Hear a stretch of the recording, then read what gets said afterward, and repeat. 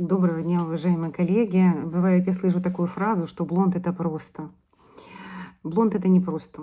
Блонд включает в себя очень много факторов.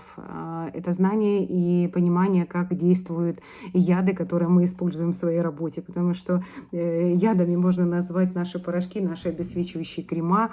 Конечно, в них большое количество каких-то ухаживающих и смягчающих, и защищающих веществ. Но по факту в любом случае это вещество, которое разрушает. Да? И поэтому, как есть же хорошая фраза, все яд и все лекарство, но все зависит от дозы. Поэтому блонд, создавать здоровый блонд и красивый, искрящийся и блестящий блонд, это все-таки искусство, и этому нужно учиться.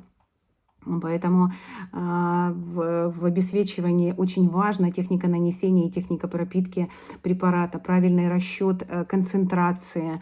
В технике нанесения очень важно, что дает техника нанесения. Бывают такие случаи, когда парикмахер наносит препарат, и впоследствии у него образуют такие более белесые полосочки, да, выше. Это как раз и есть техника нанесения и техника пропитки, то есть не совсем корректно созданы условия для продукта, который отработал. Вот этому как раз я и учу на своих практикумах, стажировках и на индивидуальном обучении. Потому что важно создавать идеальные условия для того, чтобы отработал продукт, который нам создают наши производители, вне зависимости, на каком вы бренде работаете. Потому что любой бренд работает прекрасно, если следовать здоровью волос, да, то есть создавать условия для продуктов. Ну, давайте поговорим о модели, не модели, а моей клиентки, которая, она достаточно долго ходила с отросшими корнями. В ее случае это смотрится очень хорошо, потому что у нее свои волосы прохладненького, такого пепельного, природного, красивого направления. И с чистым плодом это очень красиво сочетается и смотрится в мягкий переход. Тем более мы всегда с ней создаем легкое приплотнение корней, которое очень эстетично потом отрастает, и нету элемента такого отдельно корни, отдельно блонд. То есть он идет мягкий переход. Что я использовала в этой работе? Я в данной ситуации я использовала белую пасту. Почему? Потому что белая паста даст мне достаточно хорошую мощность осветления, и будет ровное, можно сказать, практически чистое полотно. Именно в этой ситуации нерациональное использование черной пасты, потому что черная паста обладает мощным эффектом нейтрализации. То есть если я буду использовать в данной ситуации, то я даже могу получить голубой отлив, который мне в этом конкретном случае нет необходимости. Вот если когда бы я, скажем, рисую что-то или создаю какую-то технику, и мне нужно наоборот получить эффект более белых волос. Вот тогда будет рациональное использование именно черной пасты. В этой ситуации однозначно только белая паста.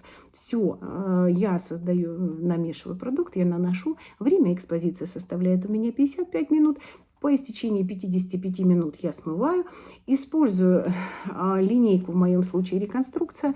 Вы, естественно, если обесвечиваете, можете использовать какой-то любой другой продукт, который на какой фирме вы работаете. Все. В последующем я приступаю к созданию оттенков. В данной ситуации для корней я буду использовать оттенок 991 и смешивать его с оттенком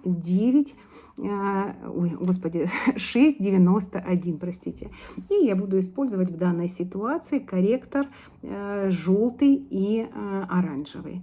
По длине у меня будет цвет 991 и 9,3, и корректоры я точно так же буду вводить желтый и оранжевый. Все, вот мое окрашивание. То есть у меня получился эффект красивого приплотнения корней. Очень важно для тонких волос создавать вот такие красивые цветовые переходы. Это эстетически увеличивает количество волос. И очень красиво смотрится градация блонда. Все. В принципе, я не могу сказать, что это супер простая работа, потому что именно в таких работах и проявляется это. Первое — техника нанесения, техника пропитки. Второй момент — создание оттенка. Это просчет формул и количество корректоров, которые необходимо для создания того или иного направления. И третий фактор — это, конечно, техника нанесения. И еще момент очень важен — выбор красителя. Вот обо всем об этом я как раз и рассказываю на своих мастер-классах. Всего доброго, уважаемые коллеги!